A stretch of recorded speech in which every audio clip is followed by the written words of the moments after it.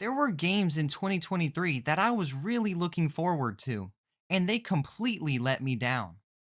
And since it's the new year, I can either complain about it or let it go. And I've decided to complain about it. I am not Elsa. I am not letting it go. So here is my list of games in 2023 that have disappointed me just as much as I have disappointed my parents.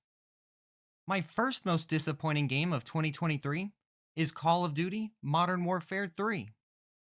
Now, when it comes to the Call of Duty franchise, you're going to get some bad games. There's no doubt. They make one every year. They're not all going to be winners. But there are certain expectations you have with a Call of Duty game with Modern Warfare in the title. And you expect there to be enough content to justify a $70 price tag. MW Roman numeral 3 does not deliver. Now, the rumor is that this game was supposed to be DLC for Modern Warfare 2. And I can definitely see that. The campaign in this game is very short, and it's not that good either. It feels rushed. And it made me want to rush the campaign, get it done as quickly as possible to move on to hopefully better things. Also, they try to do something new with the campaign called open combat missions, but those just kind of felt like single player Warzone with objectives. And I'm pretty sure they just added these missions so that they could add more time to the short campaign. Because these missions will have you running around the entire map. I mean, you start the mission at the bottom of the map, and then the game wants you to go to the top of the map, then you have to go to the left side of the map, then you have to go to the top right side of the map, then you gotta go all the way down to the bottom left side of the map, and finally, your final objective is in the middle of the map. It's too much. It feels like busy work. After a while, I gave up trying to do these missions legitimately, and I just started to run like a headless chicken to each objective. And it worked. The multiplayer in this game can be fun, but one of the problems I had with it is that at launch, all the core multiplayer maps were remastered maps from the original Modern Warfare 2. It just feels kind of lazy to me. You remaster all the great original Modern Warfare 2 maps, and then you reap the benefits for it without really doing anything. And I might be the only one who's bothered by this, but why is it Modern Warfare 2? Why aren't you remastering all the Modern Warfare 3 maps for Modern Warfare 3? That makes more sense. They also added zombies to Modern Warfare for the first time ever. Why? Just to add content. That's it. They didn't have enough content, so they asked Treyarch, hey, make a zombies mode for Modern Warfare 3. And Treyarch said, okay, you're Activision, you own me, so that's what I'm gonna do. If this rumor is true that this game was supposed to just be DLC for Modern Warfare 2, then it feels like they just added those open combat campaign missions and Modern Warfare Zombies just to put a $70 price tag on this game. And that is disappointing. But the game's not all bad. The multiplayer is still fun. It would be a lot better if they didn't have skill based matchmaking, but why, why would they get rid of something that people hate? Let's see, what else did I like about the game? Oh, map voting is back. Uh, the campaign is well voice acted, and I like the game cover. It's red, and red is my favorite color. Overall, though, Modern Warfare 3, disappointing. But a game that's more disappointing than Modern Warfare 3 is a game called Payday 3. Before we talk about the game itself, we need to talk about the disastrous launch that this game had. The server issues were so bad the first few days this game released that I could not get into a game. Nobody could. This game was broken. I couldn't even play by myself because for some stupid reason you have to have an internet connection to play single player.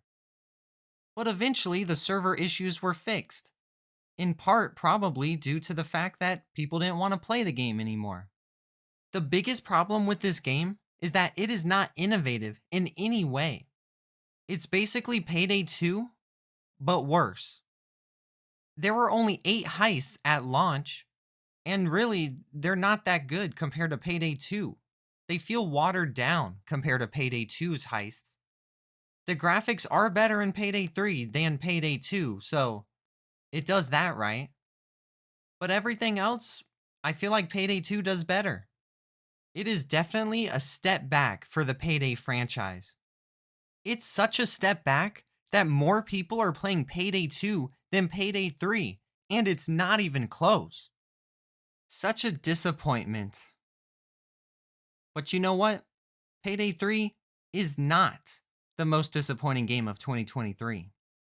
That game is Starfield. This was a game that had a lot of hype surrounding it. This was Bethesda's first new IP in 25 years. Todd Howard called this game a passion project. He's been thinking about a space RPG game for years. He described Starfield as Skyrim in space. Hey, I like Skyrim. I like space. What a perfect combination.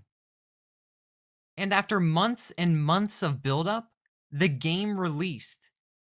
And it was a massive disappointment. For starters, the story is very lackluster.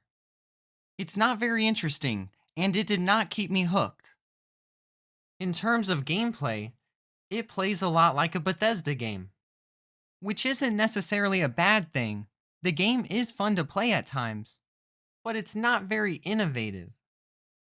The most innovative thing we got is some jetpack that barely does anything.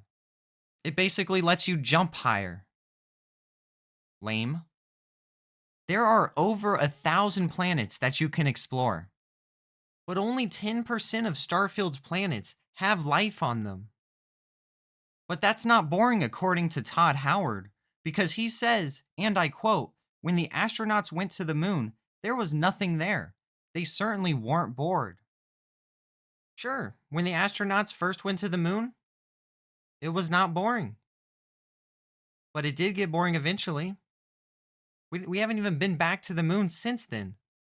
So yeah, when you visit your 100th empty planet, or in my case, like the 5th, you're gonna be bored. I would be fine with 10 planets that have so much to do on them. And if you want a few of them to have no life on it and just be Jupiter or something, fine. But there's no need to have over 1,000 planets. You're just wasting the times of completionists around the world. One thing that doesn't disappoint is your spaceship.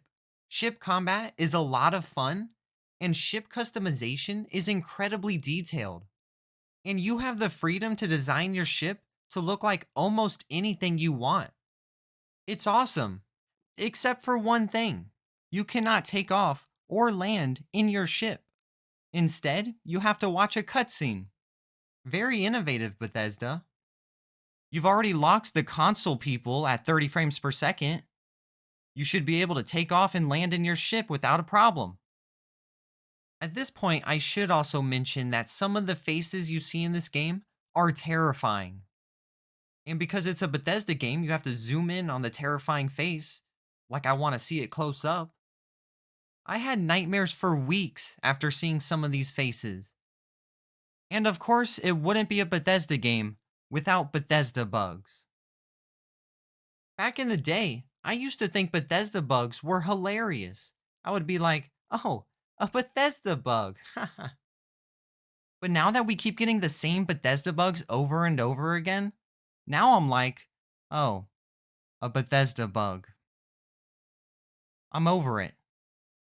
Let's fix these bugs. Let's do something new, Bethesda, because this ain't working.